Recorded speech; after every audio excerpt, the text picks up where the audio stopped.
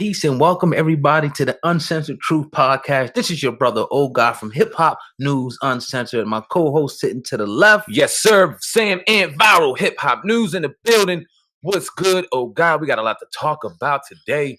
Excited about this show, man. Let's get it cracking, man. Let's go.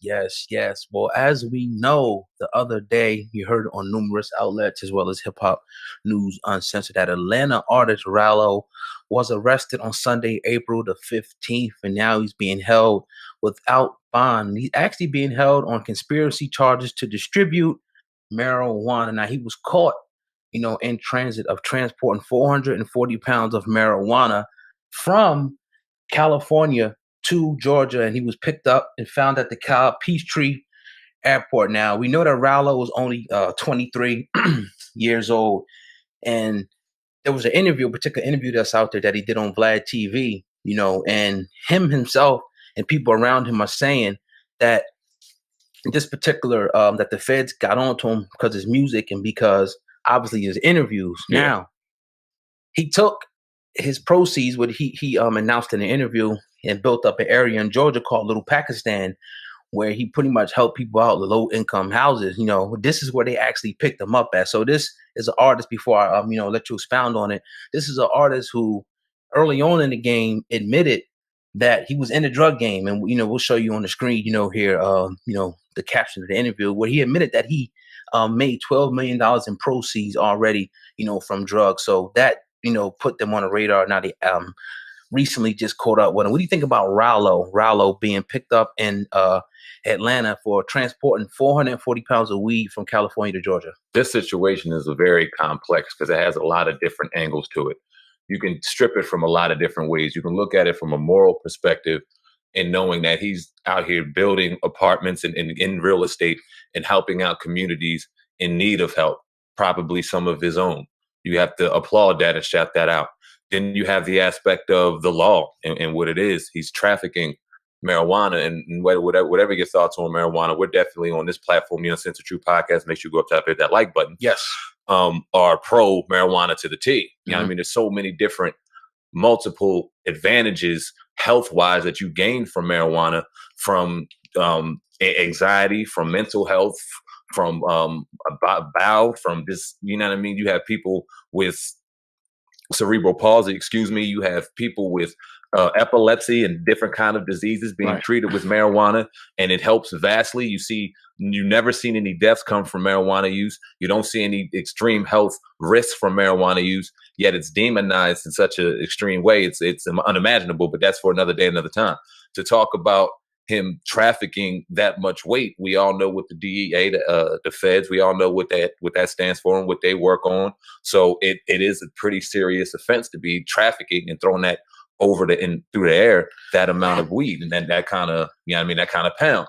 So it goes a lot of different ways, but to find out how they receive their information, because you would have to ask yourself, how would they get this kind of information? If it's with his own private jet, if it's with his own, team and staff, he should be straight. Mhm. But like you alluded to, he did an interview, and we got the caption up now, seemingly kind of telling how he made his brand and made his money. So it goes to say, is it his fault? Is he at fault for even putting up the interview? Is the platform who did the interview at fault? Who was in his corner to tell him to shut the fuck up in that situation? What do you think about that? Well, it's a lot of platforms out there that, I've heard a lot of people even speaking, there's main ones, they say that, they run their interviews like police interrogations. Now, this, if you listen to the interview, all you gotta do is go listen. We don't have to really necessarily name names. All you gotta do is go listen to the popular platforms and see how they run their interviews and see what type of information, is being asked. But you got these rappers who are willingly giving this information up. That's like if you're in a police interrogation room, he can ask you whatever. Don't mean you got to say nothing. So in this particular interview we're talking about, the headline reads, Ralo on making $12 million in the drug game and only having $3 million left. Now, when we look at what it's really about, let's get down to the nitty gritty. This is about money, revenue, and them being not being able to, he just admitted on his interview that he made $12 million without this money being taxed.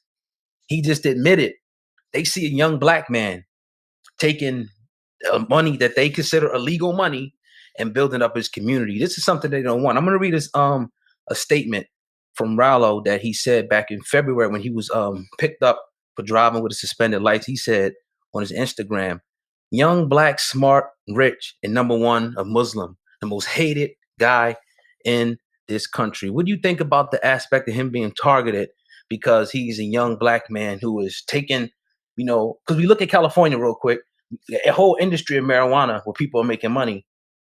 A thousand miles over, he gets arrested for the same thing. What do you think about that aspect? Well, it goes twofold. Talk about marijuana real quick. And it all leads back to money, like you said, and the government not being able to control their money the way that they want to. Because if he was breaking them off, and we're not really going to get too deep, but I'm sure he would not be in this situation right now. You got a situation where you have a product in marijuana that grows abundantly. You can't control how it grows because it's naturally coming from the earth. And you have a coast in California, which spans basically from New Jersey to South Carolina. Yeah. It's huge. And marijuana is growing up and down that coast in many different ways. Mm-hmm. And now you have Colorado, you have some of your East Coast states now growing marijuana. It's in such abundance. Mm-hmm. You can't control it, which means they can't profit off of it the way they want to, which is why it's not legalized the way it should be right now. Mm-hmm. So you have that aspect of it on top of the fact that he basically just told you he made $12 million tax-free. Now, whether he was bullshitting or not, that number alone is going to raise suspicion, raise eyebrow. And we all know who watches these platforms. It doesn't matter at the end of the day what's going on, if they're being policed or not. These are real popular platforms and people are watching because they're magnified to our culture. Right. So it goes to show, even so from an artist's perspective in a Ralo situation, he knows that kind of content will give them numbers and give him notoriety and give him attention. But what kind of attention does it lead to in the back end? Where was that person in his back thing when he was asked this question going, "Yo, homie, nah, cut that. We ain't in there." Yeah. That next question. We can't talk about that right there. I don't care how many numbers this gets. You're building a brand already. You don't need that kind of attention. You needed somebody in your corner, right, to try to help you with that, right. And even on top of that, one thing they found out about him, and they tried to say that he was a part of a street gang called, I hope I say this right, Fa America. If I don't know, if I might not be pronouncing it right.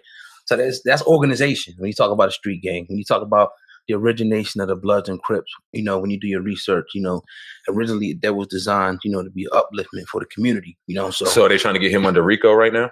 I'm not sure about that, but they're going to hit him with a lot of conspiracy charges, trafficking. He's going to get probably a lot, taking what they consider an illegal substance, in an airplane flying. It's a whole nother thing, man. Yeah, no, it's federal. It's federal. No, right. And there's no doubt about it. We talked about that early on with that. It's a serious crime that he did, even though it was definitely for a good cause. He was out there taking care of his community. He was in the real estate. He's a young brother, business-minded, sharp-minded. You just wish somebody would have been in his corner to just kind of help him and say, "Nah, dude, we ain't talking about that right now. Next question."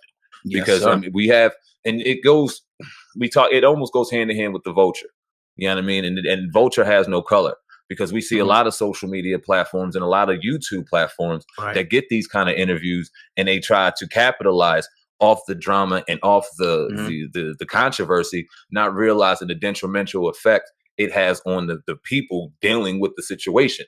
We know kind of people close hand that go on interviews, and it gives us a bad name, because we can't go in here and really listen to the content and hear your story, because you got these artists all here always thinking that there's going to be an angle when they walk into these situations. Right. I know personally some things that, Why don't you elaborate on that a little bit? When it comes to the platforms and us growing as a brand, and we all know YouTube now, and these kind of platforms are real popular, and they're growing, and they're not going anywhere. The artists are going to start having to do these interviews. But what do you think about those people using these angles in a bad way and vulturing the culture? Yeah,